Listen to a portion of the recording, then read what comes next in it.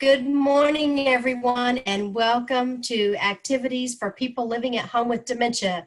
My name is Gail Snyder. I'm the Executive Director for Dementia Friendly Fort Worth, and we are proud to offer this program with funding from the Area Agency on Aging and United Way of Tarrant County.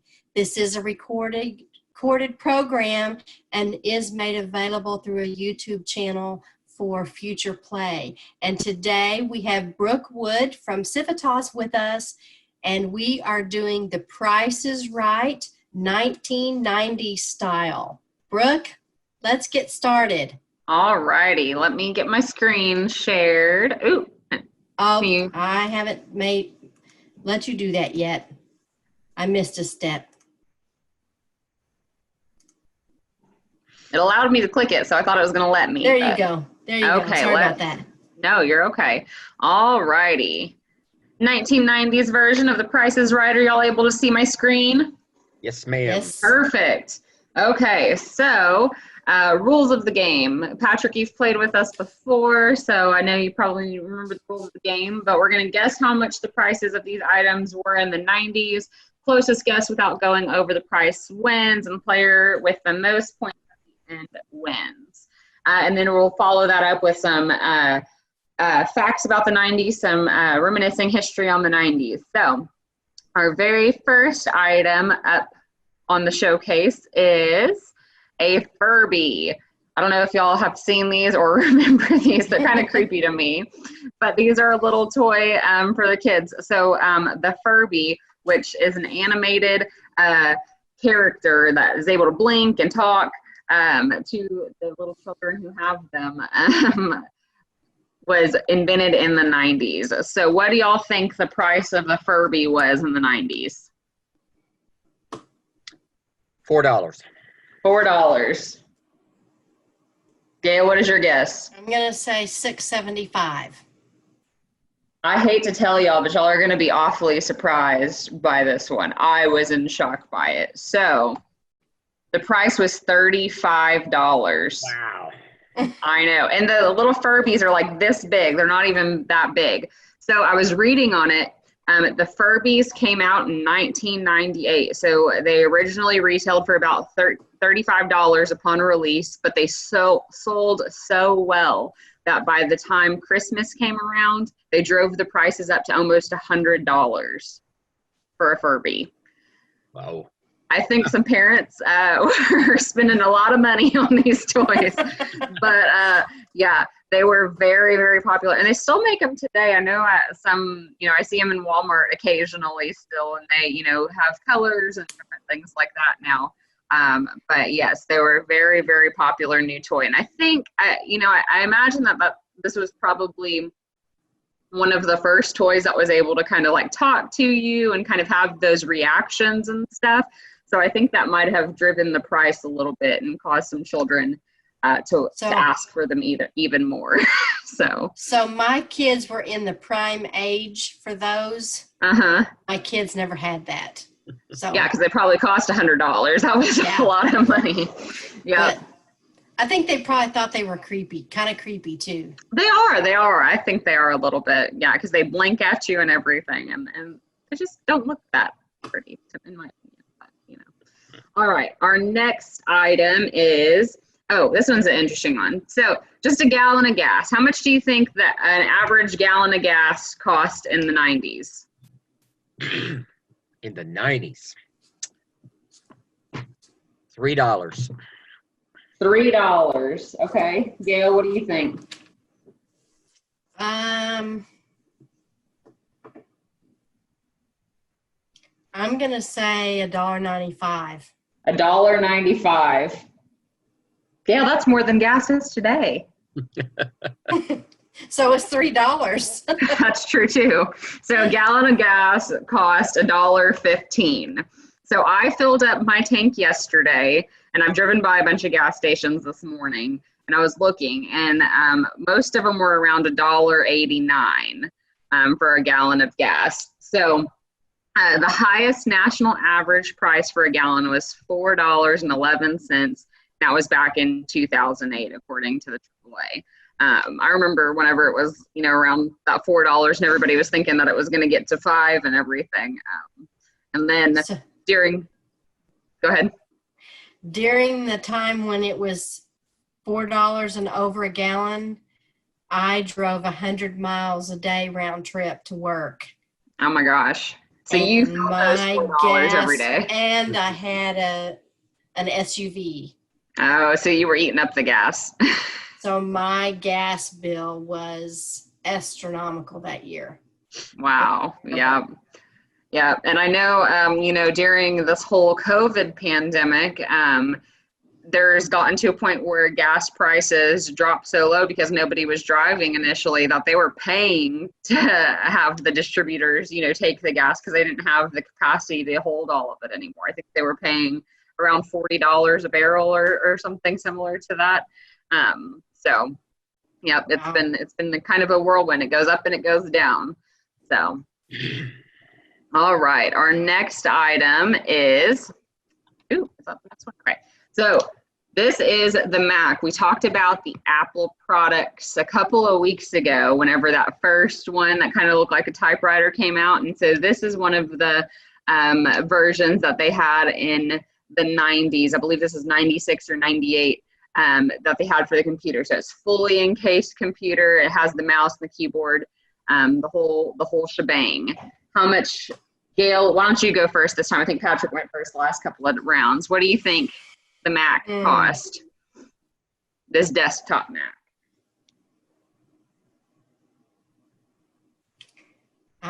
That's hard to say. I never saw one exactly like that. I'm going to say $1,500. $1,500, okay. Patrick, what's your guess? I'll say 3,000. 3,000. All right. So the average cost was $12.99, which I think is really high still. But so this Mac was designed by Johnny Ive.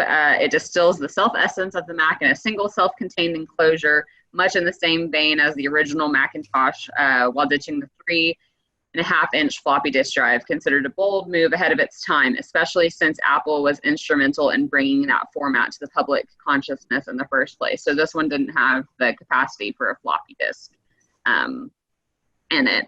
And, it's kind of interesting because today I would say, I know that they have, the MacBooks, computers of all price ranges, but I think you can get some of them for around that same price, depending on capacity. I know you can get some for upwards of $2,000 as well, but I think you can get something for around that same price still. So that's kind of interesting.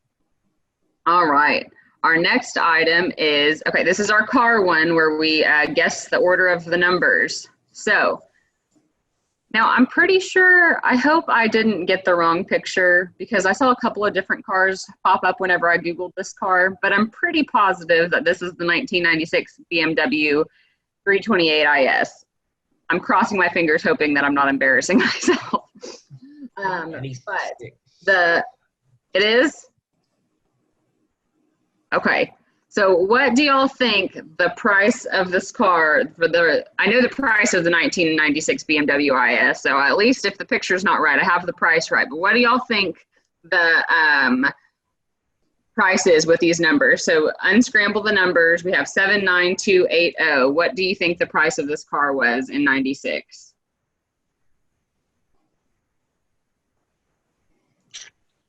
Patrick, I'll let you go first. I'll say 28,790. 28,790. Okay. And I'm going to say 29,870. 29,8. Ooh, y'all are like getting close there. Okay. So the actual price was, I feel like one of y'all got it right, but y'all's faces are covering it up. 29. Oh, Patrick, you guessed 28,790. Gail, you guessed 29,870. So Patrick won that one. Patrick won that one. Yep. Y'all are both very close, just like switching a number here and there. I thought actually one of y'all had it. So fun fact about BMW originally built plane engines. BMW was initially a manufacturer of airplane engines, and a good one at that. The company set records in aviation for both altitude speed, making key advancements in the industry before making the switch to the auto industry. So I thought that was kind of interesting. I didn't know that about BMW. But And did you high grade cars. looked at the BMW emblem on the hood? Mm-hmm. You know, it's got the white and the blue. Mm-hmm. And they started out making plane engines, like the thing says, and the blue is like the sky, and the white is a propeller going around. That's the history Interesting. of the emblem. Yeah. Interesting. Didn't know that. Well, you're teaching us more about it then. Okay, so our next one is the Nokia cell phone. Did either one of y'all have one of these? I had one exactly like that. That was my first cell phone. Do you remember how much you paid for it? No, I do not. Okay, so how much do y'all think a Nokia phone cost in the 90s? Because I think especially back then, the phone came with the plan. I didn't know that. Okay. So you bought your phone and then... You got a free phone if you signed a contract, yeah. Oh, okay, Yeah. gotcha. Yeah, they did that actually up until recently, in the last few years, I feel like, and I thought that was the way to go. That's how I like to get my phones, whenever you signed a contract. Yeah. So, Phone by just itself. guessing. Your turn, Gail. I'm going to say $195. $195, okay. 220. 220. Y'all are both really close, actually. But it was approximately $199. So Gail won that one. Yep. That's true, though. I guess that y'all might not have known necessarily how much the phone actually cost if you were getting it for free whenever you got the phone plan with it, right? Yeah. So Motorola on April 3rd, 1973 was the first company to mass produce the first handheld mobile phone. So back in 1973. All right. This particular phone, I mean, I had one, like I said, just like that. But the first mobile phone that I ever really remember is I worked for Methodist Children's Home, and the director and social worker had a car phone, and it was mounted on a pole that stood up in the floorboard of her van. Oh, wow. Called a car phone, not a mobile phone. Huh, there you go. Yeah. Do you remember those? I remember those, the ones that came out in like 76. You had a big battery pack. The antenna was back in your trunk. And you had a huge antenna on your car, and they had to run the cord up to the dash, and then it came out, and you had a big, it was like the size of a brick phone. Wow. Yep. Yeah. So I know whenever I was looking at phone prices, they had some from, not the 90s, from the earlier decades and stuff. And I want to say that one of the first ones, the big ones that y'all are talking about, was like $3,000 to $4,000, I think it said. So that's a lot. I mean, we talk about the iPhones and the smartphones that we have being $1,000, but those first ones were those 3 to 4. So those are definitely a pretty penny. Yeah, and back then you had to go like to a place that would install a car radio. Your phone installed. Oh, huh. Interesting. I didn't realize that. There you go. All righty. So our next item is, this is just a 90s Lazy Boy chair. How much do you think a Lazy Boy recliner cost in the 90s?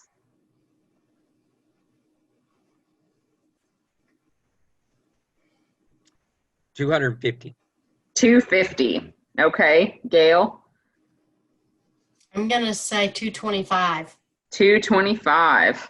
All righty. So it cost about $260. So Patrick, there you go. You were very close. There you go. So in 1927, Edward, I don't know how to say his last name, Edwin Shoemaker set out to design a chair that was what they called nature's way of relaxing with a few orange crates to mock up their idea. They invented a wood flat porch chair with a reclining mechanism. It was a massive success, and that eventually evolved into Lazy Boy. So there you go. That's a little bit of a fun fact about Lazy Boy. All right. So the next one is, my picture didn't turn out very good. So one of the old, big TVs that were as wide as they were, the back end of them too, as long as they were wide. So how much do you think, this is a color TV Sharp, it's a 19-inch model with a remote. How much do you think it cost in the 90s?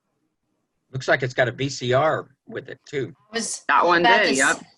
I was about to say that at that same place that I worked, we had one of these in our conference room to play movies when the kids came in with their parents. Oh, there you go. And it played VCR or videotapes. Okay, yep. Yeah, it kept the kids entertained then too. Gail, I think Patrick went first last time. You want to guess this time? 115. 115. Okay, Patrick? 275. 275. Okay. The actual price of it was $189.97. So Gail, you got that one. I didn't have a fun fact. I thought I put a fact about that one, but I guess I didn't. All right. Our next item is, I knew this picture was so clear. Now it just doesn't turn out that way. I'm sorry about that. So this is a Garmin GPS. Now this is a new picture with an old GPS. So this was from the 90s, and this, I'll just give you all kind of some history on it. I found the price of the Garmin GPS, but then I had to go and find a picture of it too, because where I found the price of it was just like a listing. And where I found this picture that didn't turn out so great, a guy was saying that he found this Garmin and wanted to see if it still worked, in today. And he said that it worked perfectly fine. So from back in the 90s, that GPS was still working good. So. Patrick, all right. It's your turn to guess first. $95. 95. Okay. Gail, what's your guess? 150. 150. Okay, let's see. So the actual price was $189.97. So Gail got that one. So the first GPS introduced into automobiles was in 96. So I don't know what I would do without GPS today, to be honest. I know that a lot of people are able to get places, without it, but I find a hard time going from point A to point B without it. And it's nice to just know whenever my estimated time of arrival to places is. So here's a good question for you, Brooke, since you're older than I. Do you know what the predecessor in DFW was to the GPS? No. Like a map, was called like an actual map. It was called Mapsco, and it was a spiral bound book. Had the map broken up into pages. Okay. And I feel like I have seen some of those, but I never used them. And there were Mapsco stores where you could go buy these books, wall maps, and you could cross-reference the street, which page it was on, and where it was on the page, like you do a big paper map. That sounds like a lot of work. And when I worked for the foster care agency, we had social workers who did home visits all over DFW, and they would be trying to get to these places that they didn't know, and they would call me at the office, and I would ask where they were. I would look it up, and then I would tell them how to get where they were going. Wow. Yep. With the Mapsco map. Yep. They probably had to stop at a payphone to call you. I think they had cell phones, early cell phones then, but you might be right. They might have been calling from a I remember, and this wasn't fun too, but this was the earliest memory I have of any sort of, GPSing around, but just going, to the Google Maps, and we used to have to print off the directions, and then we would take those with us. Okay, turn here. And I wasn't, I was younger, and I would have to read the directions to my mom, and I guess I wasn't very good at relaying directions. So it always ended up that we weren't where we were supposed to be. You know, we had to take a few wrong turns before we got to where we were supposed to be. But to be honest, I drove an hour to where I am today for work, and I took a few wrong turns then still too. And I had my phone GPS right in front of me that whole time, and I still couldn't even follow it. So I guess old habits die hard, huh? So there you go. All righty, let's see. So this is a digital camera. So this is a LCD digital camera. How much do y'all think that this cost in the 90s? I could be wrong, but I think y'all are going to be surprised by this one. I don't remember who went first last time. Go ahead, Patrick. $55. Okay, 55. Yeah, what's your guess? 125. All right, y'all are both going to be very surprised then. So it costs $999 for the digital camera. So that was, oh, and I didn't update. I said, y'all get to see my doing this late at night thing, because this is a coffee machine. This isn't the coffee machine that costs $999. That's supposed to be my digital camera. This digital camera, though, over here costs $999. So in 1991, go ahead.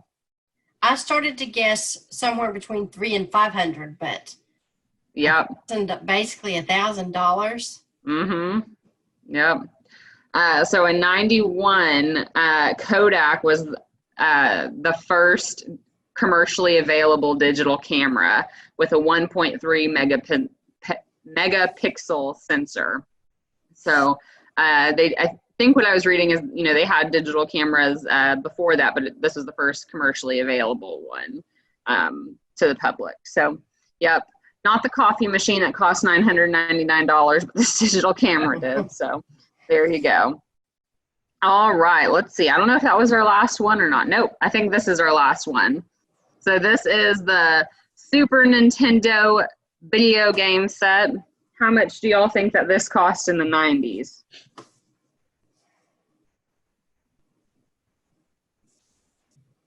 Gail, why don't you go first this time? I think Patrick went first last time. $275. $275. Patrick, what's your guess? Thinking.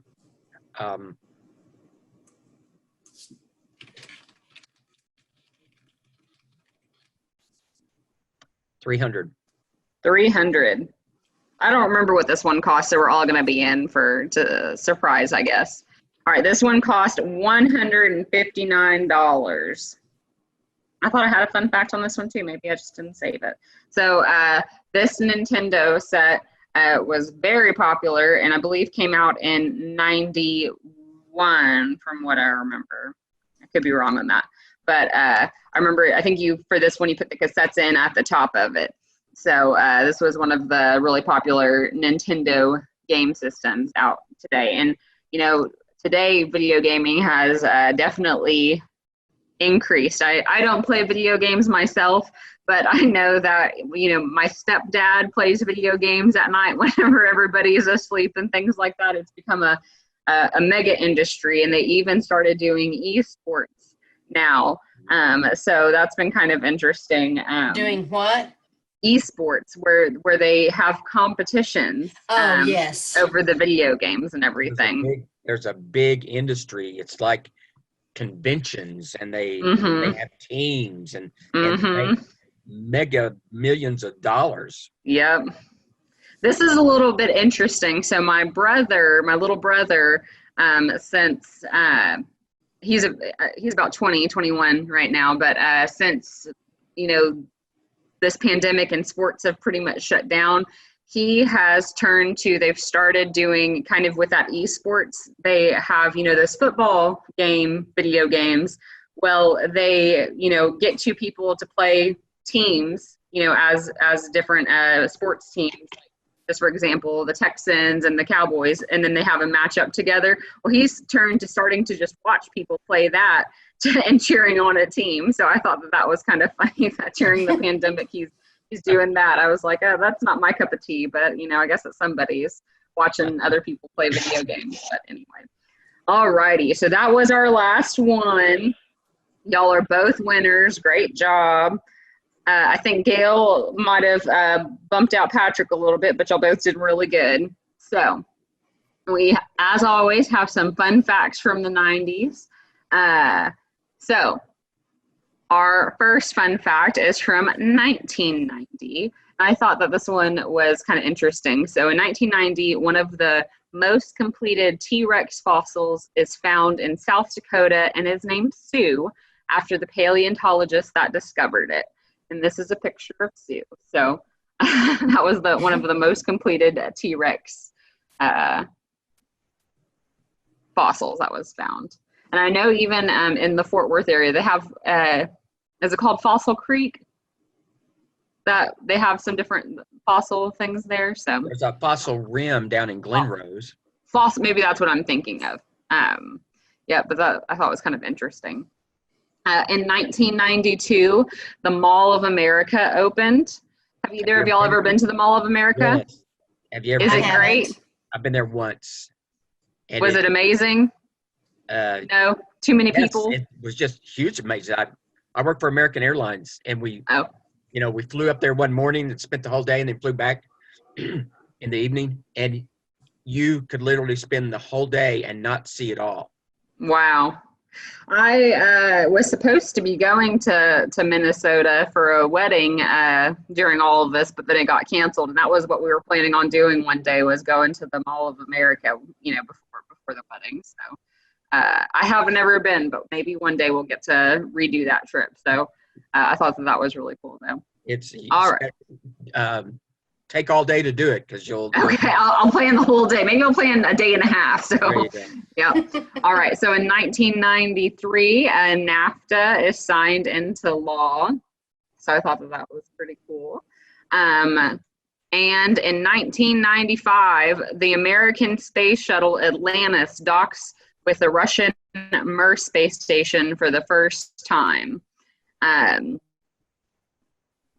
So I know back in the 90s and stuff that the NASA was really big then, and going to space and all of that, and I thought that was really interesting as well. Do y'all were y'all into watching kind of the space stuff back then? It was big deal things going on, I guess, huh? Yeah, it was. There you go. All righty. The next one. So in 1998, the search engine Google is founded. Now, I went and I Googled 1998 Google, just to do that. And whenever you do it now in today's Google, it brings it back to where it looks like you're Googling from the old Google. And at the very top, it can say bring to present day, to where it looks, new, but it converts it. Google does some funny things. It converted it to where it looked like it did in the 1998. The search history and stuff. So. Interesting. Yeah, it was interesting. So I don't know what I would do without Google. Now every day, a lot of the answers that I get are, found from Google. Whenever you don't know the answer, before I try to ask people, I just try to Google it myself to see if I can find the answer for something. So, yep, I know it's been a real help to me, and especially, through school, writing papers and all of that stuff. Still had to get out the encyclopedias sometimes, but Google made it easy, that's for sure. All right.